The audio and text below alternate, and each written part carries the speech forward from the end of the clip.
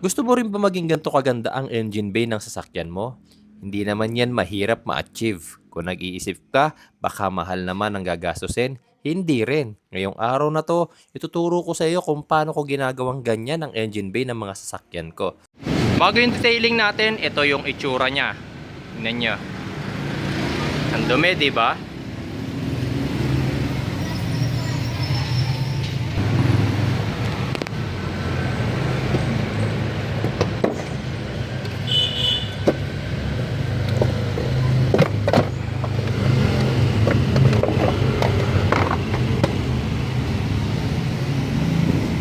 Para sa unang step, kailangan natin vacuum cleaner tsaka brush. Actually mga boss, itong proseso na to madali lang. Ginagawa ko to kapag wala namang masyadong engine oil leaks dun sa aking makina. Kapag puro alikabok lang, pwede na ang procedure na to.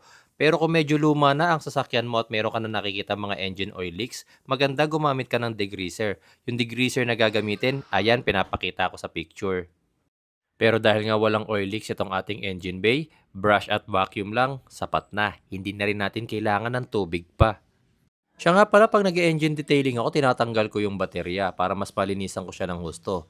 Tsaka yung second step na gagawin natin mamaya, kailangan masigurado na walang kuryenteng dumadaloy sa ating engine bay for safety purposes din. Heto na itsura niya after nating malinisan gamit yung vacuum at brush. Medyo mas malinis na kumpara kanina pero hindi pa siya ganoon kaganda at ka-attractive, di ba? So eto na yung pinaka-importanting part, gagamitin na natin, yung main character. Ito talaga yung nagpapaganda ng engine bay ko. Dati hindi ko to pinapakita sa mga videos kasi nga syempre secret ko to para mapaganda yung engine bay. Pero syempre ayoko namang magdamot, di ba? So eto, pakita ko muna sa inyo. Aeropax Sparkle 1, advisable ito sa rubber, vinyl at plastic natin. So sa engine bay natin, lahat na nakikita nyo diyang kulay itim, pwede nyong isprayan nito mga boss. Napakadali lang po ng application. Kung makikita nyo, ini-sprayan ko lang itong ating engine cover. Yung kalahati lang muna ang ating nilagyan. And yes, kung nakikita nyo, nangitim po yung ating inisprayan na kalahati at yung isa naman, malabo pa rin yung kulay niya. Tapos safe ito sa mga electrical components and wirings natin. Yun din yung kahalagahan na tinanggal natin yung ating battery connection. Siyempre, para walang dumadali na kuryente sa ating engine bay. Siyempre, most of the aerosols naman talaga flammable. Pag gagamit nga rin pala kayo nito mga boss, make sure na naka-face mask po kayo ha. And wag sa enclosed area, dapat sa open area lang para mabilis na mawala yung amoy ng aerosol. Dito pinapakita ko sa inyo mga boss na ini-spray ko siya sa lahat na nakikita kong kulay itim dyan, kahit sa ating intake hoses, radiator hose, kahit yung mga cover ng ating mga wirings and also dun sa ating mga harnesses, 'di ba? Wala akong iniiwasan mga boss. Safe 'yan. Maraming sasakyan na po ang pinaggamitan ko niyan and never pong nagka-problema. Basta po, make sure disconnected po yung ating battery. Kahit sa mga rubber seals at weather strips, yan din ang ginagamit ko. Huwag kayong mag-alala, hindi po yan nakakalutong. Pinapaganda lang po niya ulit yung kulay ng ating mga rubber seals.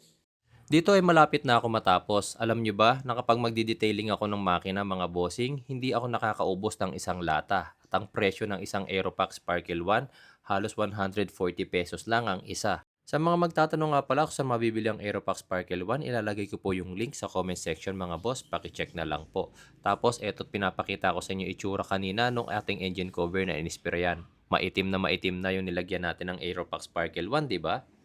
Heto, pinunasan ko pa para mas makita ninyo. Ayan. Makikita ninyo na yung kalahating part. Parang luma na, di ba? Pero yung na-sprayan ng Sparkle 1, nagmukha ulit brand new. So, i-sprayan na natin to ng buo para makita nyo na mamaya yung finished product natin. After nating ma-sprayan yan ng Sparkle 1 mga boss, hihintayin lang natin mga 10 to 15 minutes na matuyo muna yung ating inilagay na Sparkle 1. Tapos gagamit po tayo ng malinis na basahan para punasan lahat ng inaplayan natin. Yes, lahat po para po hindi po siya malagkit. Actually, matutuyo rin naman yan. Pero syempre, yung mga masyadong na-sprayan, medyo basa po kasi yon. Kaya kailangan po talaga natin yang punasan. Ang Sparkle 1 ay hindi lang pang engine bay. Ginagamit ko rin siya sa door sidings, sa dashboard, sa ating center console. Basta nakikita ko na plastic, vinyl o rubber yung kanyang material, nilalagyan ko ng Sparkle 1. Kahit nga itong mga seat side panels at step seals, nilalagyan ko rin yan mga boss. Pwedeng pwede po ang Sparkle 1 dyan. Tignan nyo naman, oh, nagmumukha ulit siyang bago, di ba? Heto, at pakita ko na sa inyo yung ating finished product. Matatandaan nyo pa ba yung itsura nito kanina bago natin i-detailing? Di ba? Parang hindi na ito yun. Parang ibang sasakyan na yung pinapakita ko. Pero hindi po. Same car yan. Kaibahan lang, na detailing na po natin siya. And baka isipin din ng iba, kung hindi nyo napanood ang video na to, parang detailing shop ang gumawa. Pero tignan nyo naman, tayo lang po ang gumawa niyan. DIY lang, tapos wala pang 200 pesos ang ginastos natin dyan. Sa mga viewers natin na nakagamit na ng Aeropax Sparkle 1, pa-honest review naman po dyan. Kamusta po ba yung unang paggamit ninyo nito? Totoo po ba yung nakita nyo sa video o marketing strategy lang? Dito naman tayo sa interior. Tignan nyo naman ang ating door sidings. Ang ganda ng tignan, di ba? Yung seat side panel tsaka yung doorstep seals, tignan nyo. Parang bago. Yung dashboard, ang kinis, ang itim, di ba? Ganyan lang kadali mga boss mag-detailing. Walang mahal na gastos dyan para sa engine bay at dito sa loob ng ating sasakyan. Nakadalawang Aeropax Sparkle 1 lang ako. Wala pang 400 pesos ang gastos mo dyan. O paano? Yung product link, nasa comment section na lang ha.